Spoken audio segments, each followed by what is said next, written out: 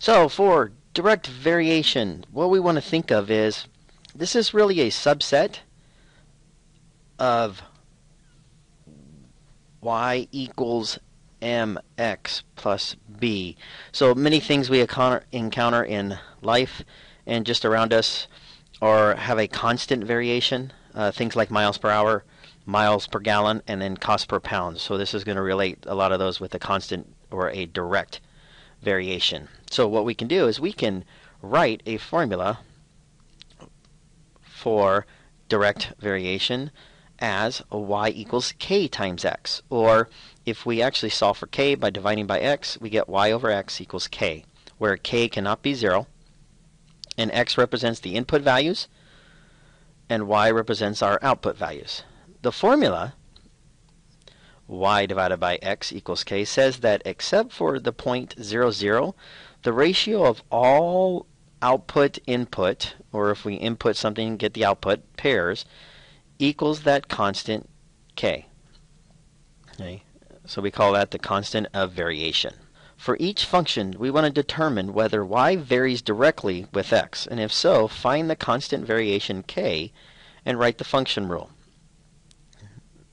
To start with, write ratios of output to input, meaning we would like to take and say, okay, well, our ratio is, if we want to get k, we're going to take y over x. So what we can do, y over x, and then just take our points and say, okay, well, negative 9 over 3 equals, or should equal, negative 12 over 4, which should also equal negative 15 over 5.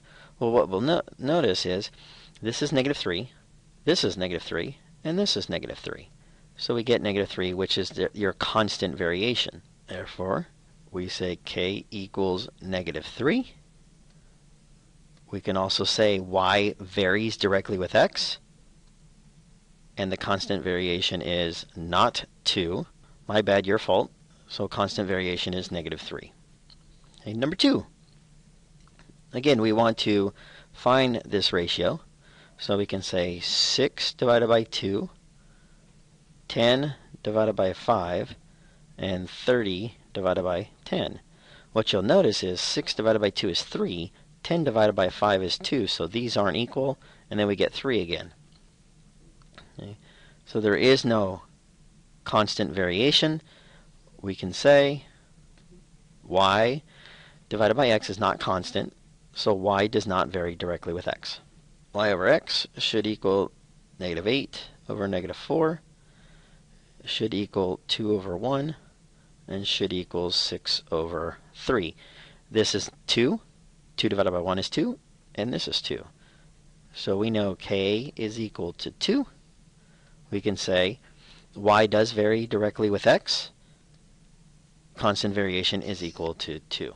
Now we want to determine whether y varies directly with x, and if so, find the constant of the variation. So now we have equations. Y equals kx. So we know that 5 is that constant variation. So y does vary directly with x. Okay. On this, number 5, we need to get y by itself, so we're going to divide by 3, divide by 3, divide by 3. Y equals 4/3 x plus 2. Because of this not matching your y equals your constant variation rate, we know that y does not vary directly with x. Okay. Number 6. This is already set up with nothing being added or subtracted, but if you remember your rules, this is another way of writing this, 1 over x. So x is not being multiplied by the 7. So this is also a y does not vary directly with x.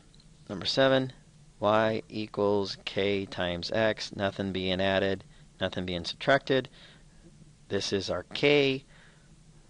So k equals negative 2/3. Y does vary directly with x. For exercises 8 through 10, we know y varies directly with x. Now we're going to need to find the missing variable. And there's 2 ways to do this. Okay. So I'm going to draw a line right down the middle. We'll do it one way.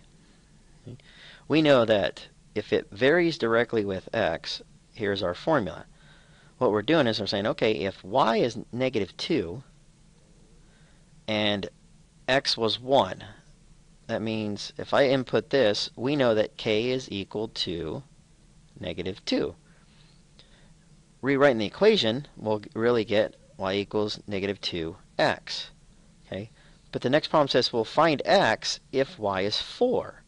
So if I input 4 and get negative 2, if we divide by negative 2, you get x equals negative 2. Okay? So if y is negative 2 when x is 1, then x is negative 2 when y is 4. The other way is just setting up the ratios for k and saying, okay, well, if y is equal to x, then we should get y equal to x. First one, negative 2 over 1 should be equal to, and we want to find x, so we get 4. We have a proportion, cross multiply, you'll get 4 equal to negative 2x, x equals negative 2. So we get the same answers. Next one, do it the same way first. So kx, if y is 4 and x is 5, find k. K is equal to 4/5. Rewriting, y equals 4/5 x. Now we want to find y when x is 10. So y equals 4/5 times 10. 40 divided by 5 is y equals 8.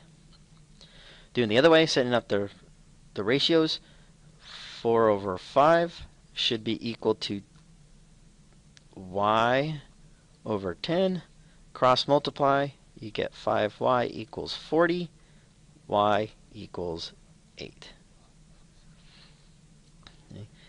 Hit pause. Do number 10 both ways. Check back in a few seconds or minutes. Welcome back. You should have gotten for 10 x equals 21. Okay. Word problem. The length of an object shadow varies directly.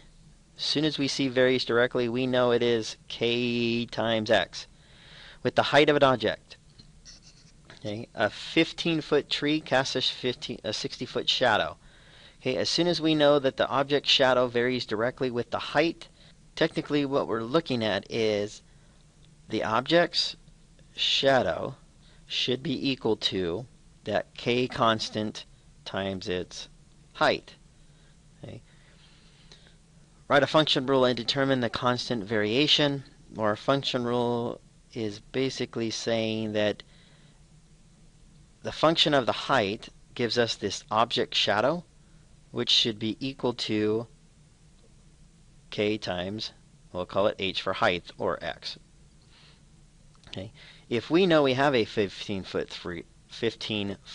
tree, and it casts a 60-foot shadow, 60 feet equals k times 15.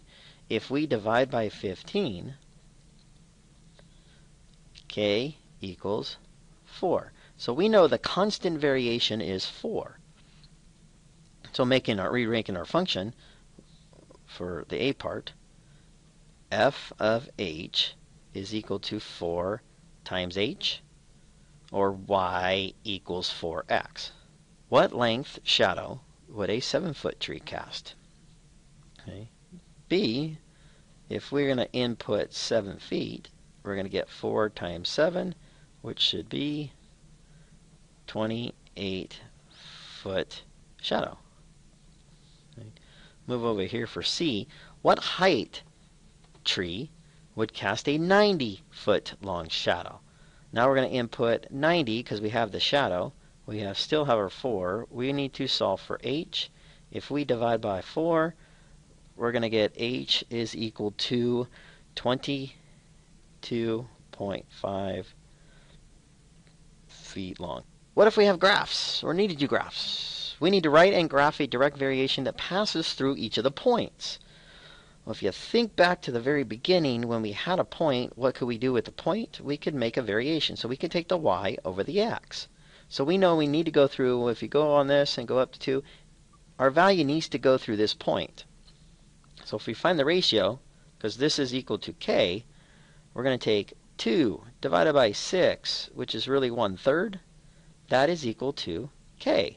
So if we rewrite, we get y equals 1/3 x. Here's our equation. Notice it goes through this point, so we can go either forwards or backwards. Let's go backwards in the sense because we have to go to the negative. So if I go -1 over -3 is still the same as down 1 over 1, 2, 3. Down 1 over 1, 2, 3. We still go through the origin. There is nothing being added.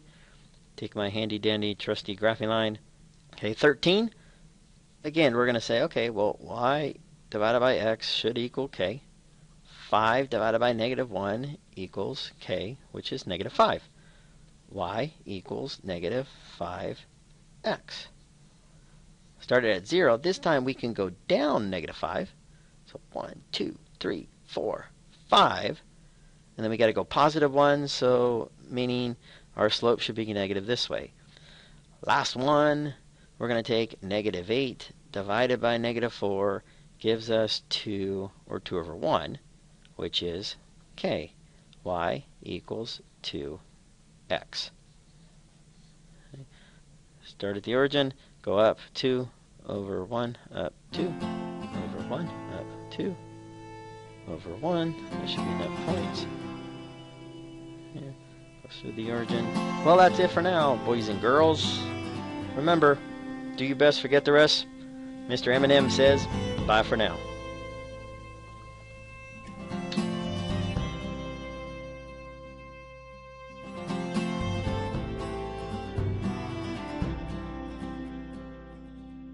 July and stealing sheep